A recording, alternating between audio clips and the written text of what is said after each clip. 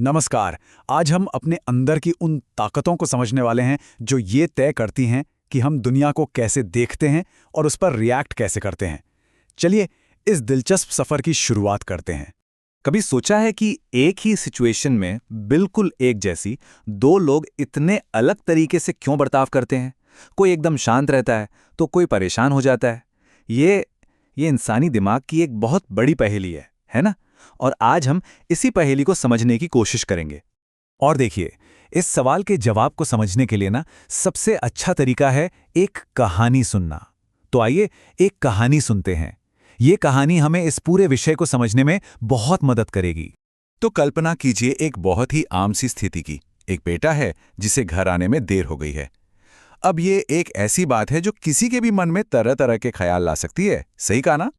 अब यहां असली जादू देखिए। घटना एक ही है, पर तीन माँओं का रिएक्शन देखिए कितना अलग है। पहली, जो शायद हमेशा चिंता में रहती हैं, वो तो घबरा जाती हैं। दूसरी, जिनकी आस्था मजबूत है, वो बिल्कुल शांत रहती हैं। और तीसरी, अरे वो तो मिठाइयाँ बांटने लगती हैं।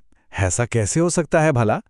इन अलग अलग रिएक्शंस का राज जानने के लिए हमें बाहर की दुनिया से हटकर अपने अंदर झांकना होगा, क्योंकि असली जवाब वो वहीं छिपा है। तो इसकी सबसे बड़ी वजह है सूचना इनपुट।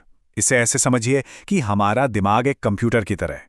हमारी प्रतिक्रियाएं इस पर निर्भर नहीं करती कि बाहर क्या हो रहा है, बल्कि इस पर निर्भर करती हैं कि हमारे दिमाग में कौन सा सॉफ्टवेयर, मतलब कौन सी जानकारी पहले से डाली गई है। तो ये सूचना इनपुट आखिर है क्या?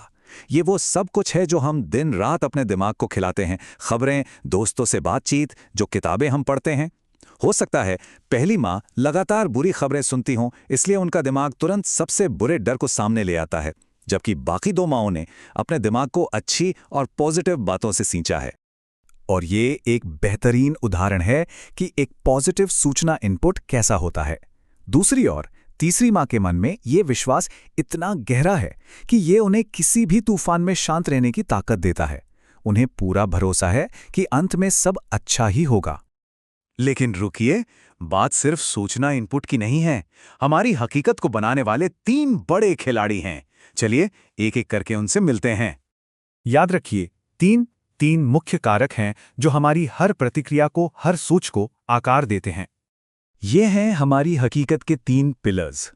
पहला, सूचना इनपुट, मतलब जो जानकारी हम अभी ले रहे हैं। दूसरा, पिछले अनुभव, जो हमारे अतीत की देन है। और तीसरा, सबसे गहरा, हमारे विश्वास, जो हमारी सोच की नींव हैं। ये तीनों मिलकर ही तय करते हैं कि हम दुनिया को किस चश्मे से देखते हैं। चलिए अब दूसरे पिलर पर थोड़ी गहराई से नजर डालते हैं, हमारे पिछले अनुभव, और देखते हैं कि कैसे हमारा अतीत हमारे आज पर एक पूर्वाग्रह का, एक बायस का पर्दा डाल सकता है। यहां एक बहुत ही जबरदस्त बात कही गई है। सोचिए, बिजली का तार एक निर्जीव चीज है। अगर किसी को एक बार इससे झटका लगा है तो वो हर बार झटका ही देगा। लेकिन एक इंसान तो जिंदा है, वो तो हर पल बदल रहा है। हम लोगों को बिजली के तार की तरह ट्रीट नहीं कर सकते, है ना? और यही सबसे बड़ा फर्क है। बिजली का बर्ताव प्रिडिक्टेबल है, पर लोग नहीं। जिस इंसान से हम 1 साल पहले मिले थे, हो सकता है वो आज बिल्कुल बदल गया हो। इसलिए हमें हर बार उनसे एक नई शुरुआत करने के लिए तैयार रहना चाहिए, अपने दिमाग को अपडेट करना चाहिए। तो इसका नतीजा क्या है? अगर हम अपने अतीत के अनुभवों में ही अटके रहते हैं, अगर हम पहली मुलाकात वाला चश्मा पहनकर दूसरी मुलाकात में जाते हैं, तो क्या उस इंसान में आए अच्छे बदलावों को हम देख पाएंगे? कभी नहीं। हमारा वो पूर्वाग्रह हमें सच देखने ही नहीं देगा। तो सवाल यह है कि हम इस जाल से निकलें कैसे? हम अपने रिश्तों को बेहतर बनाने के लिए असल में कर क्या सकते हैं? ये शायद इस पूरी बातचीत की सबसे ज़रूरी और काम की सलाह है। हर किसी से, चाहे हम उन्हें कितनी भी अच्छी तरह क्यों ना जानते हों, ऐसे मिलें जैसे हम पहली बार मिल रहे हैं। अपने मन की स्लेट को, अपनी यादों को पूरी तरह से साफ करके।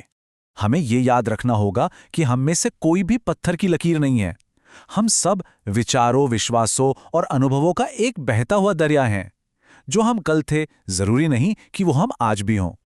और मैं इसी सोच के साथ इस बात को खत्म करना चाहूंगा। अगर हम वाकई में अपने विचारों का एक बंडल हैं, तो ये हमें एक जबरदस्त ताकत देता है। ये हमें ये चुनने की आज़ादी देता है कि हम आज कौन सा बंडल बनेंगे।